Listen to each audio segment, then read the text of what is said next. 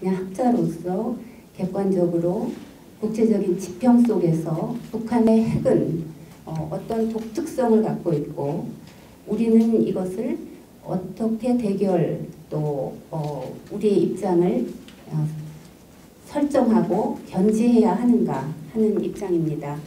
그래서 크게는 그냥 일단 신범철 교수님과 김근식 교수님의 말씀하신 거에 대해서 전반적으로 공감을 하고 그러한 상태에서 저는 나름대로 글로벌 맥락에서 북한에게 독특성을 좀 다시 좀 원점에서 보자 하는 내용에서 첫 페이지를 마련을 했습니다.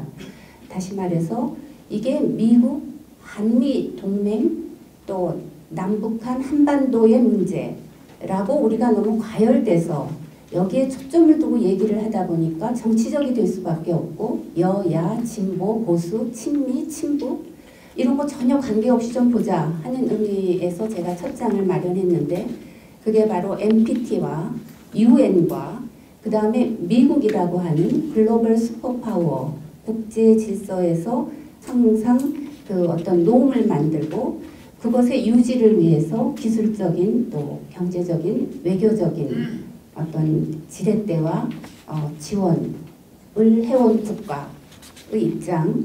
그래서 소결론으로는 이게 지금 국제적인 입장에서 NPT 비확산내즘의 굉장히 독특한 양상으로 위기를 초래하고 있고 NPT 회원국으로서 탈퇴를 한 나라는 유일하게 북한입니다. 회원이었다가 나는 내 국가 안보에 이 조약을 지키는 것이 위험하니 탈퇴하겠습니다 하고 그 이유가 미국의 위협이었어요. 그걸 안보리에 통보를 하고 그건 NPT 10조에 있습니다. 그러니까 나는 회원국이 아니다 하고 나서 금방 나는 핵이 있지 핵무기가 있다 하고 핵 보유국임을 선언했죠. 2005년에. 그런 다음에는 그 다음 해에 핵실험을 하고 1차, 2차에서 그치지 않고 지금 6차까지 온 거죠. 근데 우리가 처음으로 돌아가서 보면은 결국은 1992년 IAEA가 자, 니네 85년에 NPT 국가 됐지? 그러니까 비핵 국가의 의무가 IAEA의 사찰을 받아야 한다. 수시와 정규와 그거 옥신각신한 거예요. 자, 이거는 NPT에서 보장하는 평화적인 핵이다고 주장을 하니까 그러면 보여줘.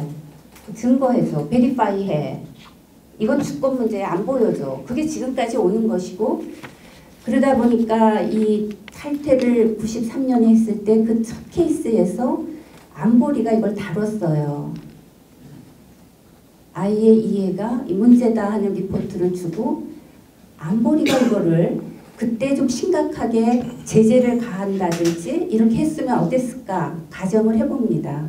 근데 그때 안보리에서는 중국이 굉장히 이거를 다루지 않기를 원했어요. 그러다 보니까 그 문건이 결의문은 채택이 됐지만 아주 그냥 NPT로 다시 북한은 돌아오기를 우리가 촉구한다 그거예요. 그게 첫 결의문이었어요. 자, 그래서 아주 뒤늦게 2006년부터 지금까지 9건의 결의문이 되었는데 처음에 김정일 시대에 3차 핵실험까지 있을 때는 이게 핵과 미사일에 관련된 부분, 그 사람들에 대해서만 제재가 가는 거였습니다. 그런데 김정은의 그 2013년 한 번 했고 2016년부터 본격적으로 아주 도발이 심했죠. 핵과 미사일에 있어서. 그래서 그 이후에 한 것이 5번인데 이거는 제재 대상이 되는 인물과 단체도 대폭 증가가 돼서 그 아버지 때 한 13개 단체와 인물이었는데 지금은 150개 단체와 인물이고 한 국가라고 볼 수 없을 정도의 중요한 단체와 인물들이 UN 제재의 대상이 되고 있어요. 지금. 그러니까 김정은의 지금 답답한 마음은 우리가 이걸 그 리스트만 받아서 읽어봐도 알아요. 인민무력부, 주요 은행, 39실 모든 그게 들어가 있습니다. 심지어 세컨더리 문제에서 뭐 다른 그 외국인도 포함이 되고 자, 이렇게 되고 그 다음에 2016년 이후에 5개는 바로 하노이에서 그 북한이 제안한 그 민생과 관련된 것 좀 제거해 주세요. 영변을 풀을 테니.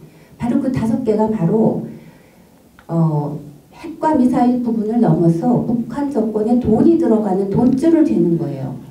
그럼으로써 그 핵도 할 수 없고 빨리 비핵화에 우리가 효과를 보기 위한 건데 뭐 무연탄, 철광석, 그죠? 어류까지 다 나가고 또 원유 제한을 함으로써 굉장히 압박을 가한 거죠. 또 노동자 수출하는 것도 제한을 가해서 올해 말까지 다 들어와야 되는.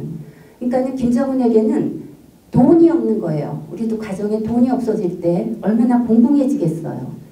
그리고 그 UN 엑스퍼트 패널을 보면 이거는 이 나라를 벌을 줘야지 잘못했으니 하는 거일 수도 있지만 또 한 측면에서 보면 정말 이게 나라일까? 정말 나가서 이렇게 큰 소리를 칠 수 있을까? 그런데 나는 핵이 있다라고 위험을 부릴 수 있을까? 하는 생각이 들어요. 왜냐하면 그냥 배가 사찰을 받고 그 안에서 뭐 다른 그 식품을 걷어내면 그 밑에 아프리카로 가는 무기가 있고 뭐 이렇게 되는 거예요. 그 NPT UN 회원국들이 보고를 하고 자 이런 상황입니다.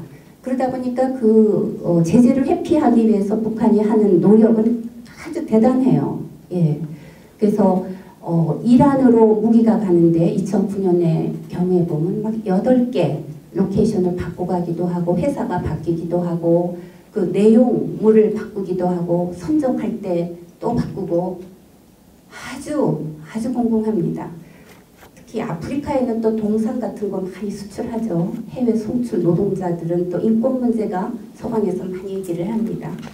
자, 이렇게 돼서 소결로는 굉장히 위험한데 지금 전 세계적으로 핵을 가지고 있는 9개 나라가 있다고 보는 거죠.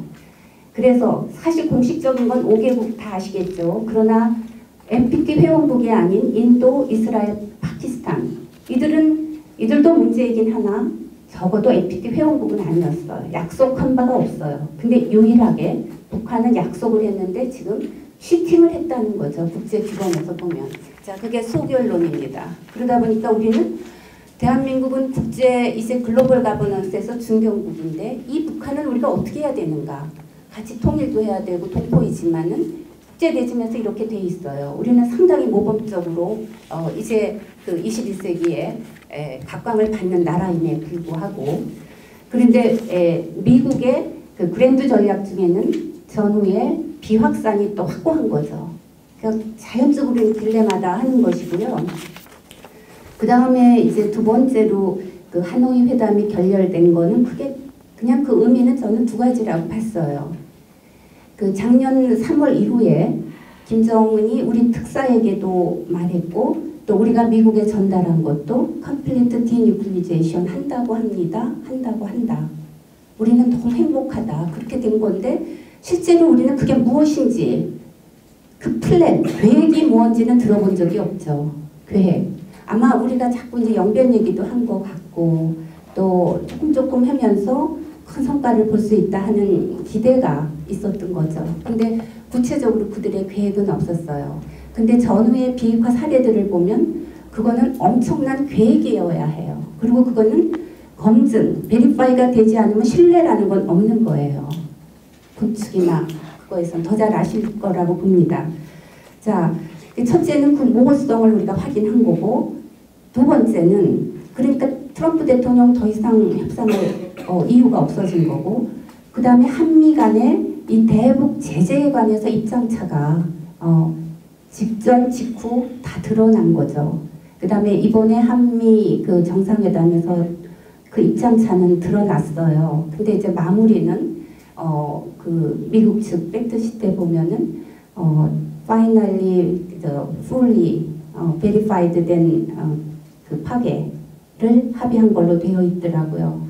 자, 거기까지가 저는 하노이 결렬이 말해주는 거다 보고 그러면 전망과 과제에서는 크게 이제 그 미국 간에는 이 트럼프 대통령은 지금은 적어도 확고하게 이번 한미 정상에서도 김정은을 굉장히 칭찬을 하고 자기는 친하다. 대화의 문은 열려 있다라고 얘기를 하더라고요. 그래서 뭔가 대화할 수 있는 문을 주면서 여지를 주면서 결국은 강력한 제재, 사실 강력한 제재라고 하는 것은 전쟁을 피하면서 어쩔 수 없이 국제사회가 공조해서 비핵화를 가져올 수 있는 이제 유일한 방안이다 하는 생각을 붙인 것 같아요. 자, 아까 김근식 박사님 말씀하신 바로 그 포인트라고 저는 생각이 들고요. 그렇다면 북한은 이제 어떻게 해야 되는가? 그 양자 관계에서 봤을 때는 둘 중에 하나를 택해야 될 것 같아요. 하나는 핵 무기 포기, 그 플랜을 세워보는 것. 두 번째는 고난의 행군, 경제적 어려움. 그러니까 핵 경제 병진론이라는 거 아직 포기 안 했잖아요. 대내적으로는 그게 성공했다고 얘기하더라고요. 만약에 우리가 영변을 내주고 5개 제재문을 다 했다면 핵 경제 병진론은 아주 성공적이에요. 예. 핵도 가졌는데 경제도 되는 거잖아요. 그래서 이제 그런 것을 다 갖기 어렵고 적어도 하나는 선택을 해야 되는 거 아닌가. 자, 이런 상황이 됐을 때 우리는 그럼 어떻게 해야 되는가. 굉장히 답답한 상황도 되지만 어떻게 보면 지금이라도 중요한 것은 한국은 북한 비핵화 진정성에 대한 검증에 그 진위를 파악하는 것이 중요하다 하는 겁니다.